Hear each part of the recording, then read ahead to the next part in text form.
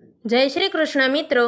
તો આગળના ભાગ 3માં આપણે જાણ્યું કે ફતેહસિંહના વિવાહ નાનપણમાં જ તેમના મામાની દીકરી પ્રેમ કુંવરબા સાથે નક્કી થયા હતા, પણ જ્યારે ફતેહસિંહ મોટા થયા ત્યારે તેઓ સાધુ બન્યા અને આ કારણે પ્રેમ કુંવરબાના જીવનમાં ઉથલપાથલ મચી ગઈ। જ્યારે પ્રેમ કુંવરબા રંગપુર રામગર બાપુની શરણે આવે છે ત્યારે બાપુ તેમને ખૂબ સમજાવવાનો પ્રયત્ન કરે છે, પરંતુ પ્રેમ કુંવરબા તેમની વાત નથી માનતા।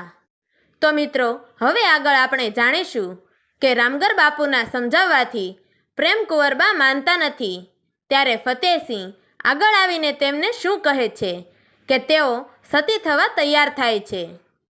કુંવર ફતેહસિંહ પોતે આગળ આવ્યા। તેમનો ચહેરો શાંત અને નિષ્ઠાભર્યો હતો। તેમણે પ્રેમ કુંવરબાની સામે ઊભા રહીને કહ્યું કે પ્રેમ કુંવર, તમે હવે મને ભૂલી જાઓ। હું સંસાર છોડીને સાધુ બની ગયો છું। મારે બાકીનું જીવન હવે ભક્તિ અને તપસ્યામાં વિતાવવાનું છે। પ્રેમ કુંવરબાની આંખોમાં અડગ ભક્તિ અને નિષ્ઠા દેખાતી હતી। તે સંસ્કારી અને શ્રદ્ધાવાન સ્ત્રી હતી। એ દ્રઢ અવાજે બોલી કે ફતેહસિંહ, મારું હૃદય હંમેશા તમારું હતું અને હંમેશા તમારું જ રહેશે। હું ક્યારેય મારા પ્રણ અને પ્રતિજ્ઞાથી પાછળ હટતી નથી। પ્રેમ કુંવરબાના આ શબ્દો સંસાર અને સંન્યાસ વચ્ચેની એક અણમોલ કથાની સાક્ષી બની રહ્યા। પ્રેમ કુંવરે સાહસ અને ભક્તિભાવ ભરેલો સંકલ્પ લીધો।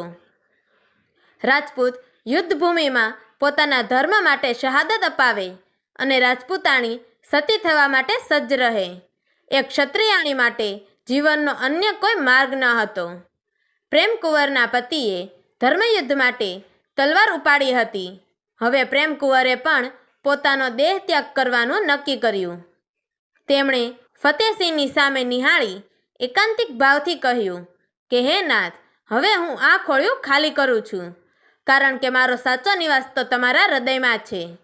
આ શબ્દ ઉચ્ચારી તેઓએ ભગવાન સૂર્યનારાયણને નમસ્કાર કર્યા અને પ્રાર્થના કરી કે હે સૂરજ દાદા, મારી લાજ રાખજો। જો મેં મન, વચન અને કર્મથી મારું પ્રતિવ્રત સાચા હૃદયથી પાળ્યું હોય તો મને મારું મનગમતું મરણ પ્રદાન કરો। તેમની આ શ્રદ્ધાયુક્ત પ્રાર્થનાને સર્વએ ભક્તિભાવે નિહાળી। જોતજોતામાં તેમના જમણા પગના અંગૂઠેથી અગ્નિની જ્વાળા પ્રગટી। લોકો આશ્ચર્યચકિત થઈને જોતા જ રહી ગયા। પ્રખર અગ્નિમાં તેમનું શરીર સમાઈ ગયું। જય ફકડાનાથ, જય ફકડાનાથના ગર્જન સાથે પ્રેમ કુંવર સતી થયા।